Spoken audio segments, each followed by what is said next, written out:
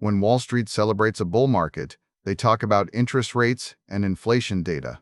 But this narrative misses the strategic reality entirely. The U.S. stock market has quietly become an unacknowledged weapon in great power competition. While rivals struggle to replicate our financial networks, domestic liquidity is being used to sustain global influence without firing a shot. This video explains why a strong market isn't just about your portfolio. It is about national leverage and the endurance of American alliances against systems designed to bypass them. The disconnect between Wall Street optimism and geopolitical reality began in earnest after 2022. Before that year, U.S.-led financial sanctions were considered too small-scale or targeted at low-influence nations like Iraq, North Korea, Iran, or Russia as isolated cases.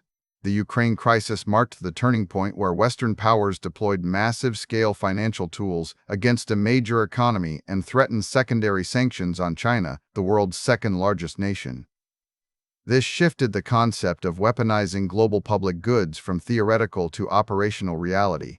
We are no longer just trading goods, we are managing the flow of capital itself as a strategic lever.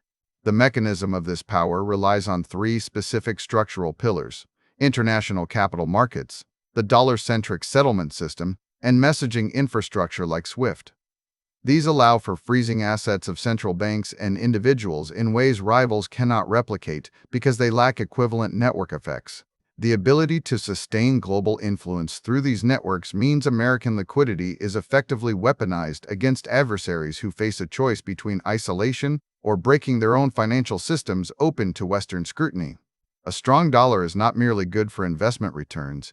It is the primary fuel allowing the United States to project power abroad without deploying kinetic force, ensuring that allies remain dependent on U.S.-led infrastructure while rivals are forced into alternative patterns they cannot fully control. Quick resource note: I keep a curated set of Amazon search links in the description for books, gear, and tools relevant to this channel's topics. Some are affiliate links, so I may earn a commission at no extra cost to you. Please consider supporting the channel by using those links if you find something useful. While global trade flows appear to be rebounding amidst tension, domestic figures mask deeper strategic realities where economic performance dictates geopolitical endurance. Consider the divergence in how major powers are navigating this environment today. In April 2024, China's imports surged by 8.4% year-over-year, contrasting sharply with a modest 1.5% export growth. This data point reveals that Beijing is buying its way out of stagnation rather than selling into global markets freely. They are importing high-tech equipment to offset their property slump and drive manufacturing, highlighting a dependency on imported capital goods rather than organic domestic growth driven by external demand. In contrast, the United States shows signs of trading short-term speed for structural endurance that supports its strategic position. U.S. annual inflation eased to 3.4% in April from 3.5% the previous month, signaling a cooling that allows for sustained liquidity without immediate hyperinflationary pressure. However, this stability comes with trade-offs as unemployment rose to roughly 3.9%, with job additions slowing to 175,000 in April compared to 315,000 the prior month. This deliberate pacing suggests a strategy focused on maintaining market depth and confidence rather than chasing rapid expansion that could trigger instability later. The goal is not just high growth but deep liquidity that can be mobilized as leverage when geopolitical stakes rise. Meanwhile, our traditional allies are facing different pressures that highlight American uniqueness in this landscape.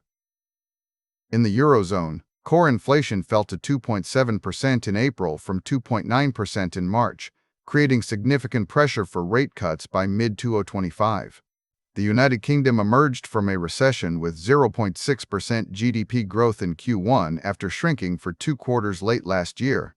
These factors are driving European central banks toward easing policies to stimulate domestic demand, which contrasts sharply with U.S. strategic positioning where the dollar's dominance allows Washington to maintain tighter control over global capital flows, while others seek relief from stagnation.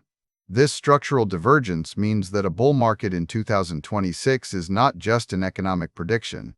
It is a bet on whether American financial networks can outlast rival systems designed to bypass them. The consensus assumes economic cycles drive markets, But the real story here is about geoeconomic endurance. If U.S. capital markets falter, the primary tool for sustaining global alliances and deterring rivals via sanctions access weakens significantly. Conversely, sustained growth validates the strategy of using financial dominance as a non-kinetic weapon that keeps adversaries contained without direct military confrontation. The next decade of great power competition will not be fought just in Ukraine or on the coastlines of East Asia. It will be fought on balance sheets where liquidity acts as ammunition. When you see headlines about stock surges or Federal Reserve rate cuts, stop thinking only about inflation or corporate earnings. Think of these indicators as measures of a superpower's ability to maintain its strategic edge against rivals who are forced into isolationist trade patterns due to their own internal constraints and lack of global trust in alternative settlement systems.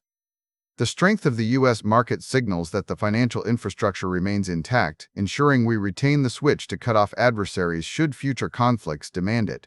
The bull market narrative ignores this reality because Wall Street focuses on quarterly earnings rather than long-term strategic leverage. Yet, for a superpower, domestic market stability is now a tool of geopolitical endurance. A strong dollar and deep capital markets allow the United States to sustain its global influence through economic means that rivals cannot replicate without sacrificing their own sovereignty or financial security. This dynamic ensures that while nations may seek alternative trade routes, they ultimately remain tethered to the network where American liquidity serves as the default settlement layer for global commerce. Thanks for watching all the way to the end. I am a one-person team working hard to make each video better than the last. Subscribe if you found value. It is the best way to show support. Drop a comment with your biggest takeaway. See you in the next video.